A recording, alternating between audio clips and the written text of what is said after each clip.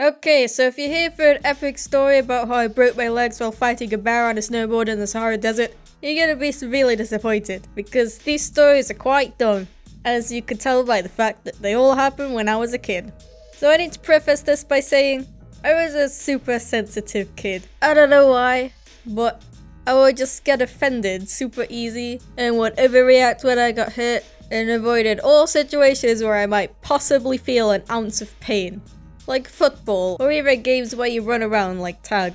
I didn't like playing tag as a kid, because I didn't like the way my legs hurt after a while, and getting chased freaked me out. So when someone was about to catch me, I'd pretend to fall over and start fake crying so that we'd stop playing. And I was really stupid about it too. Remember in my last video where I talked about how I was a good liar as a kid? Yeah, sure I was a good liar, but I was terrible at faking stuff. Don't ask me how that works.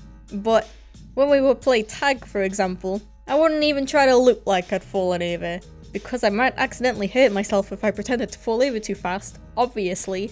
Instead, I would sit down, cross-legged, and then start crying. I have no idea why. I was really annoying. Let's start with the youngest. Let's say 4 or 5. It was winter and I was in primary school. It was break time, or recess, so everyone was playing in the snow. Well, I say snow, but it wasn't soft and fluffy. It had like melted and refroze again, so it was more like chunks of ice. There were some kids having a snowball fight, but I didn't want none of that. I might get hurt. So I was out on the playground innocently making a snowman, a fair distance from the snowball fighting kids.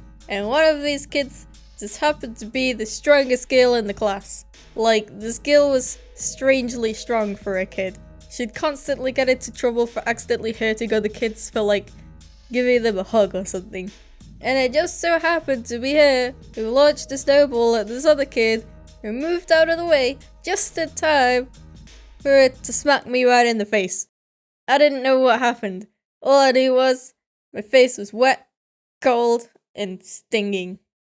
The next story happened in high school and involves dodgeball. I really hated dodgeball because I was both good and bad at it. How does that work? Well, I was good at dodging, but I couldn't throw to save my life. So it would always happen that I'd be the last one on my team versus like 5 other guys, and they'd always be these kids who threw the balls needlessly hard. So what had happened was, I had 5 people throwing balls at me super hard, and I'd dodge them, and then they'd bounce off the wall behind me and roll right back to them. But there was another way to get players out, which was to catch the ball that they threw. I knew that was my only option, so I went for it. But the ball went a little too high. I reached out and... well, looks like the blue team won. Good job, everybody. Another thing that's happened throughout my whole life was falling down the stairs at my mum's house. I swear, those are the smallest stairs with the slippiest carpet in the world. There's a railing, but it's not fixed to the wall properly, so not even that will save you. I've fallen down those stairs so many times that it doesn't even hurt anymore. And when I say those stairs are small, I mean they're small. Like, my foot doesn't even fit on one step, and I have pretty small feet. So what I started doing was going down sideways. That fixed the problem, but now I can't walk downstairs forwards anymore. My room was upstairs, right? So I ended up going down those stairs sideways so many times that I've become conditioned to walk down all stairs sideways. I only noticed it this year when a friend pointed it out, and it's so hard to break the habit. I can't walk downstairs normally without having to go super slow, and it's kind of embarrassing. But I'll get there someday. Someday I won't have to walk down the stairs like a crab. So luckily I never had any bad injuries, only dumb ones. If you have any dumb injury stories of your own, please write them in the comments. Reading your stories is my favourite part of making videos like this. Please consider leaving a like if you enjoy my videos, and be careful when you go down the stairs.